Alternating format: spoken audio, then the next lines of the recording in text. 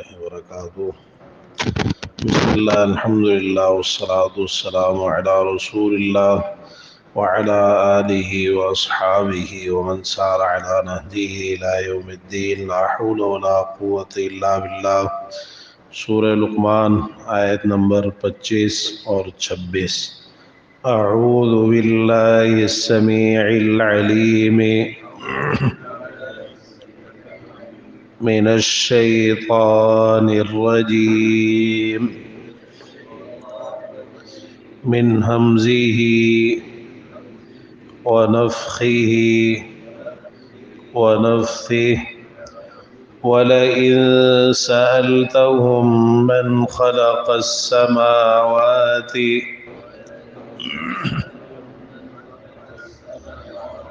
وَالْأَرْضَ لَيَقُولُنَّ اللَّهُ قُلِ الْحَمْدُ لِلَّهِ بل أكثرهم لا يعلمون. لله ما في السماوات والأرض إن الله هو الغني الحميد.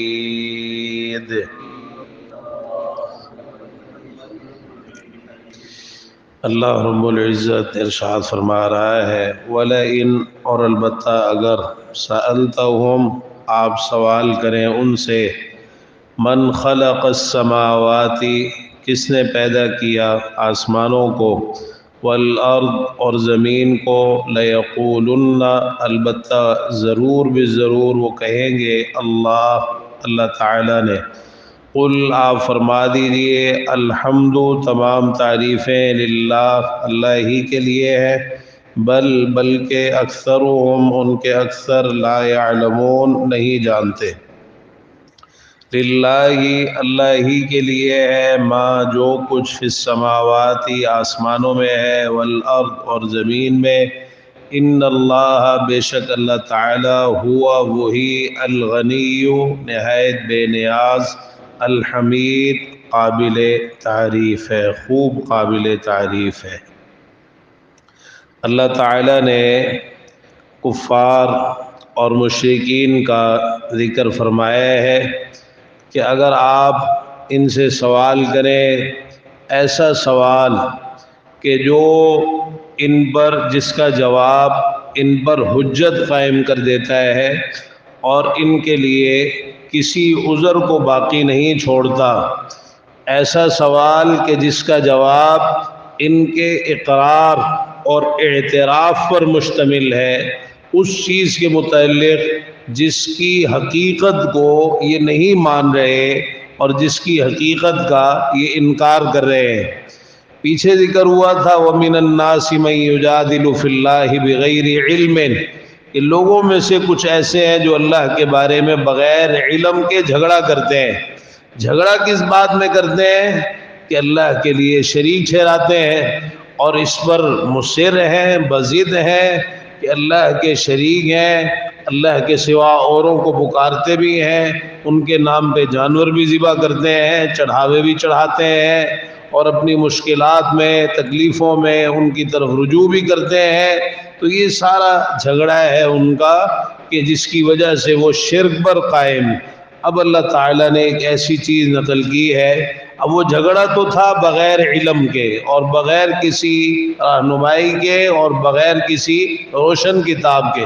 اب اصل جو علم کی بات ہے اللہ تعالیٰ نے اسے ذکر فرمایا وَلَئِن سَأَلْتَهُم مَّنْ خَلَقَ السَّمَاوَاتِ وَالْأَرْضِ، کہ اگر آپ ان سے پوچھیں کہ آسمانوں اور زمین کو کس نے پیدا کیا ہے، ذرا ان سے سوال کیجیے آپ اور یہ بتائیں کہ آسمانوں کا خالق کون ہے، یہ 7 آسمان کس نے پیدا کیے ہیں.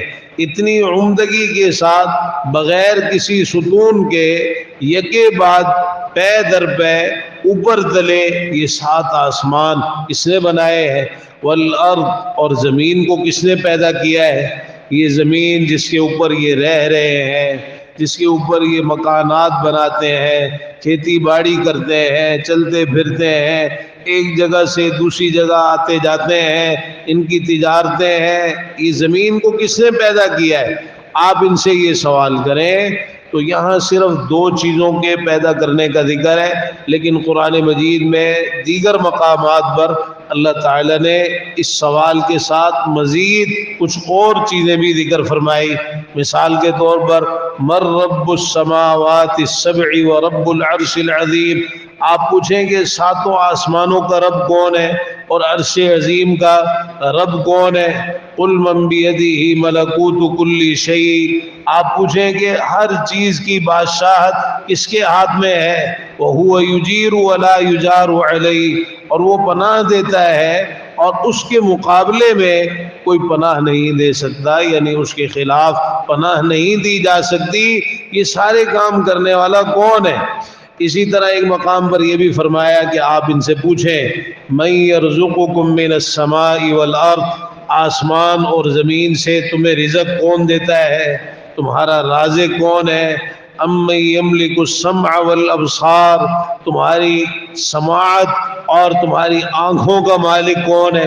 تمہارے کانوں کا، تمہاری آنکھوں کا مالک کون ہے؟ تمہارے یہ اعضاء کس کے کنٹرول میں ہیں، کس کے اختیار میں ہیں؟ اور کون ہے وَمَن يُخْرِجُ الْحَيَّ مِنَ الْمَيِّتِ وَيُخْرِجُ الْمَيِّتَ مِنَ الْحَيِّ، جو مردہ کو زندہ سے اور زندہ کو مردہ سے نکالتا ہے۔ وَمَن يُدَبِّرُ الْأَمْرَ، اور جو سارے معاملے کی تدبیر کرتا ہے۔ تو یہ مختلف سوالات اللہ تعالیٰ کی طرف سے پوچھے گئے، بلکہ یہ بھی ایک مقام پہ پوچھا گیا کہ وَلَئِن سَأَلْتَهُم مَّن نَّزَّلَ مِنَ السَّمَاءِ مَاءً، آسمان سے بارش کون برساتا ہے اور پھر اس کے ذریعے سے مردہ زمین کو زندہ کر دیتا ہے، یہ سارے کام کون کرتا ہے؟ تو فرمایا یہ ضرور بھی ضرور جواب دیں گے لَيَقُولُنَّ اللَّهُ، اللہ تعالیٰ یہ سارے کام کرتا ہے۔ یہ وہ ان کا اقرار ہے جو ان پر حجت قائم کرتا ہے۔ اور المرء یؤخذ باقرارہ، آدمی اپنے اقرار کے ذریعے سے پکڑ لیا جاتا ہے۔ جب کوئی شخص اقرار کر لیتا ہے نا، اعتراف کر لیتا ہے، تو اس کے اقرار اور اعتراف کی وجہ سے اس پر ایسی حجت قائم ہو جاتی ہے، پھر وہ سزا کے لائق۔ دنیا کے اندر بھی ایسا ہوتا ہے، مجرم سے جرم کا اقرار کروایا جاتا ہے، اگر وہ مان جاتا ہے، اعتراف کر لیتا ہے، فرد جرم عائد ہو جاتی ہے۔ تو اب ان سے بھی اقرار کروایا جا رہا ہے کہ تم جو اللہ کے ساتھ شریک ٹھہرا رہے ہو، ذرا اقرار تو کرو۔ اب یہ وہ ساری باتیں جو توحید ربوبیت سے متعلق ہے کہ اللہ کی ربوبیت کو مان رہے ہیں اور اس میں اللہ کے ساتھ کسی کو شریک نہیں ٹھہرا رہے۔ اس حد تک تو مشرکین مکہ کا معاملہ توحید پر قائم تھا، توحید ربوبیت کی حد تک۔ شرک کہاں کرتے تھے؟ توحید الوہیت میں اور توحید اسماء و صفات میں۔ اللہ کی صفات میں اوروں کو اللہ کے ساتھ شریک ٹھہراتے اور اللہ کی عبادت میں اللہ کے ساتھ اوروں کو شریک ٹھہراتے۔ حالانکہ جب توحید ربوبیت کو انہوں نے تسلیم کیا، اب اسی کا تقاضا تھا کہ وہ اللہ کی الوہیت کو بھی مانتے۔ جب رب اللہ تعالیٰ، جب خالق، رازق، پیدا کرنے والا، بادشاہ، تدبیر کرنے والا اور سارا یہ کائنات کا نظام چلانے والا، جب یہ سارے کام اللہ تعالیٰ کرتا ہے، تو یہی تو وہ بہت بڑی دلیل ہے کہ عبادت کے لائق بھی پھر صرف ایک اکیلا اللہ رب العزت ہے، پھر اس کے سوا کوئی عبادت کے لائق بھی نہیں ہے۔ اور کوئی جب یہ کام کرنے میں کوئی اس کا شریک نہیں ہے، تو پھر عبادت میں بھی کوئی اس کا شریک نہیں ہے۔ اسی طرح جو اس کی اسماء ہیں، اس کی صفات ہیں، ان میں بھی کوئی اس کا شریک نہیں ہے۔ تو اللہ تعالیٰ نے فرمایا کہ آپ ان سے پوچھیں تو یہ اس حقیقت کا اعتراف کریں گے، اور بالکل یہ درست ان کا اقرار ہے، درست ان کا اعتراف ہے۔ حقیقت بھی یہی ہے کہ یہ سارے کام کرنے والا اللہ تعالیٰ ہے۔ فرمایا قل، آپ کہہ دیجئے الحمدللہ، سب تعریفیں اللہ ہی کے لیے ہیں، سب تعریفیں اللہ ہی کے لیے ہیں۔ معنی یہ کہ ہر قسم کے جو کمالات ہیں وہ اللہ تعالیٰ کے لیے ہیں، اللہ تعالیٰ کو حاصل ہے۔ جتنی بھی خوبیاں ہیں وہ ساری کی ساری اللہ کے لیے ہے، اللہ تعالیٰ ان کا مستحق ہے، وہ ساری کی ساری اس کے اندر موجود ہے، جتنے بھی کمالات ہیں اور جتنی بھی خوبیاں ہیں۔ مشرکین مکہ اقرار کریں تب بھی، اقرار نہ کریں تب بھی، اب جب کہ یہ اقرار کر رہے ہیں تو سب تعریفیں اللہ ہی کے لیے ہیں کہ ان کا اقرار خود ان کے خلاف دلیل بن رہا ہے۔ جب مانتے ہو کہ سب کچھ کرنے والا اللہ تعالیٰ ہے، پھر اللہ کے ساتھ اوروں کو شریک کیوں ٹھہراتے ہو؟ تو فرمایا الحمدللہ، سب تعریفیں اللہ ہی کے لیے ہیں، کوئی اللہ کا شریک نہیں ہے، نہ اس کی ربوبیت میں جیسا کہ مشرکین مان رہے ہیں، اسی طرح اس کی الوہیت اور اس کے اسماء و صفات میں بھی کوئی اس کا شریک نہیں ہے۔ تو فرمایا بل اکثرهم لا يعلمون، بلکہ ان کے اکثر جانتے نہیں ہیں، علم نہیں رکھتے، یعنی ان کے پاس اس مسئلے کے اندر علم موجود نہیں ہے، ایسا علم جو ان کی توحید کی طرف رہنمائی کرے، ایسا علم جس کے ذریعے وہ غور و فکر کریں اور سمجھیں اور اللہ کے ساتھ کسی اور کو شریک نہ ٹھہرائیں۔ تو یہ اکثریت کا حال ہے، اکثریت کا معاملہ ہے، توحید کے بارے میں لا علم ہے، سرے سے ان کو معلوم ہی نہیں ہے، پتہ ہی نہیں ہے، اور کسی قسم کی کوئی رہنمائی ان کو حاصل ہی نہیں ہے کہ جو انہیں یہ بتائے اور سمجھائے کہ عبادت کے لائق صرف اور صرف ایک اکیلا اللہ رب العزت ہے، اور وہ سمجھ جائے۔ دعوت تو دی جاتی ہے لیکن اس میں غور و فکر نہیں کرتے اور سمجھتے نہیں ہیں، اور اس دعوت سے علم حاصل نہیں کرتے، اس لیے شرک کے اندر مبتلا ہے۔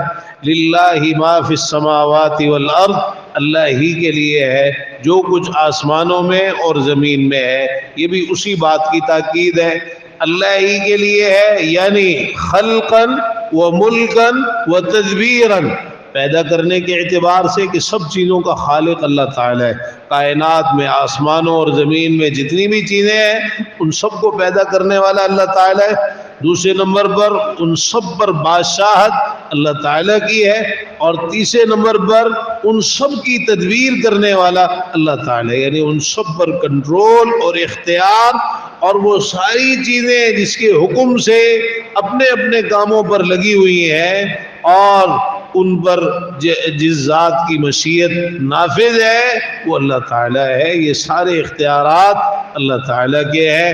الا لہ الخلق والامر، آگاہ ہو جاؤ مخلوق بھی اسی کی ہے اور اس مخلوق پر حکم بھی اسی کا چلتا ہے۔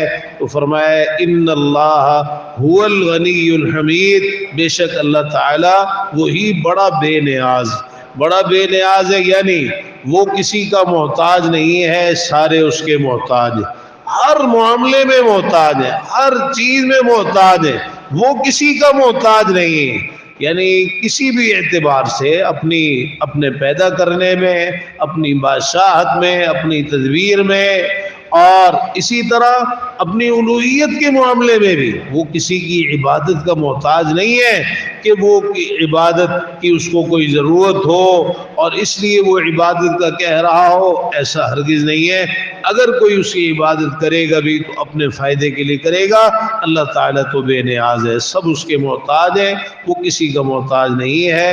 الحمید، نہایت قابل تعریف ہے، کوئی اس کی عبادت کرے تب بھی، کوئی اس کی عبادت نہ کرے تب بھی، ایسا نہیں ہے کہ اگر کوئی اس کے ساتھ اوروں کو شریک ٹھہرائے تو اس کی تعریف کے اندر کوئی فرق آ جائے، ہرگز نہیں، تو اس کی تعریف کمال کی ہے، کامل ہے، مکمل ہے، ہر حال میں قابل تعریف ہے، اس سے کوئی فرق نہیں پڑتا کہ کوئی اس کی عبادت کرے یا کوئی اس کی عبادت نہ کرے، وہ الحمید ہے، ہر حال میں قابل تعریف ہے، اپنی ذات کے اعتبار سے بھی اور اپنی صفات کے اعتبار سے بھی، اپنے اقوال کے اعتبار سے بھی اور اپنے افعال اور اپنی تدبیر کے اعتبار سے بھی۔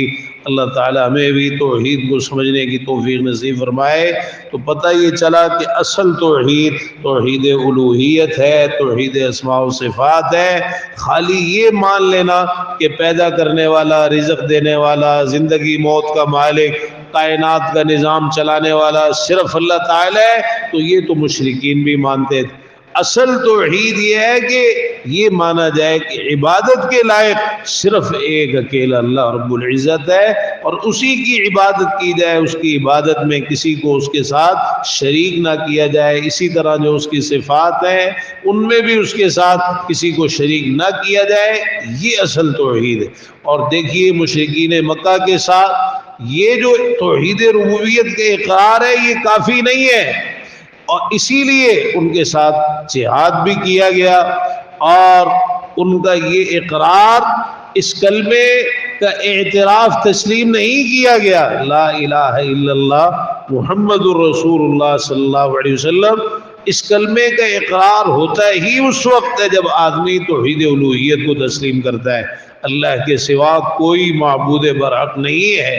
رسول اللہ صلی اللہ علیہ وسلم نے اسی لیے فرمایا امرت ان اقاتل الناس حتی یشہدوا ان لا الہ الا اللہ، مجھے حکم دیا گیا ہے کہ میں لوگوں سے قتال کروں یہاں تک کہ وہ یہ گواہی دیں کہ اللہ کے سوا کوئی معبود برحق نہیں۔ یعنی جب تک توحید الوہیت کا اقرار نہیں کریں گے اور اس کی گواہی نہیں دیں گے، لڑائی رہے گی، جہاد جاری رہے گا، تو کوئی ایسی توحید معتبر نہیں ہے کہ کوئی یہ سمجھے کہ پیدا کرنے والا، رزق دینے والا اللہ تعالیٰ ہے، ہرگز نہیں۔ جب تک یہ نہ مانے کہ عبادت کے لائق بھی صرف اللہ تعالیٰ ہے، اللہ کے ساتھ کوئی بھی اس کا شریک نہیں ہے، نہ اس کی عبادت میں، نہ اس کے اسماء اور اس کی صفات میں، یہ اصل توحید ہے، اور اسی پر نجات کا سارا دار و مدار ہے۔ ورنہ اگر بات صرف توحید ربوبیت کی ہوتی تو دیکھیں مشرکین مکہ کی اقرار اللہ تعالیٰ نے خود قرآن مجید کے اندر نقل کیے ہیں، اور جس طرح وہ تلبیہ پکارتے تھے لبیک اللہم لبیک لبیک لا شریک لک الا شریکا هو لک تملکہ وما ملک، اقرار کر رہے ہیں کہ یا اللہ میں بار بار حاضر ہوں، تیرا کوئی شریک نہیں ہے سوائے ایک شریک کے، اس کا بھی تو ہی مالک ہے، اور جن چیزوں کا وہ مالک ہے اس کا بھی تو ہی مالک، یعنی وہ خود بھی بے بس ہے، اس پر بھی سارا اختیار تیرے ہی ہے، لیکن شریک تو بنا دیے۔ رسول اللہ صلی اللہ علیہ وسلم جب ان کا تلبیہ سنتے کہ وہ یہ کہہ رہے ہیں لبیک اللہم لبیک لبیک لا شریک لک لبیک، آپ فرماتے قذن قذن، بس کرو بس کرو، آگے نہ بولنا۔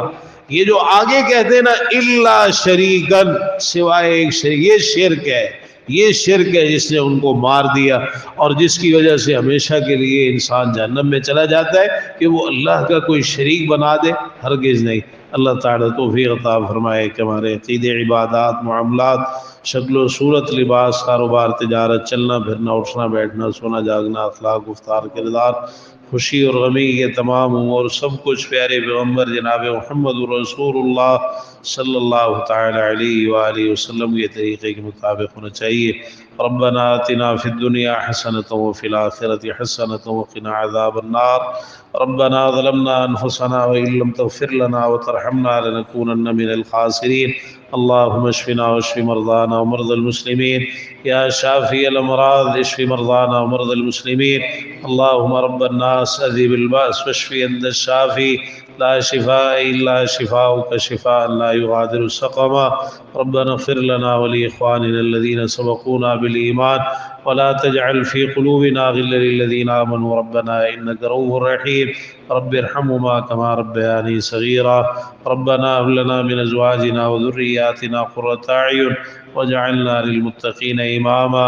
اللهم اكفنا بحلالك عن حرامك واغننا بفضلك عمن سواك۔ اللهم استر عوراتنا وآمن روعاتنا۔ اللهم إنا نسألك العفو والعافية والمعافاة في الدنيا والآخرة۔ اللهم لا سهل إلا ما جعلته سهلا وأنت تجعل الحزن إذا شئت سهلا۔ ربنا تقبل منا إنك أنت السميع العليم وتب علينا إنك أنت التواب الرحيم۔ وصل اللهم تعالى على نبينا محمد وعلى آله وصحبه أجمعين۔ سبحانك اللهم وبحمدك أشهد أن لا إله إلا أنت أستغفرك وأتوب إليك۔ والسلام عليكم ورحمة الله وبركاته۔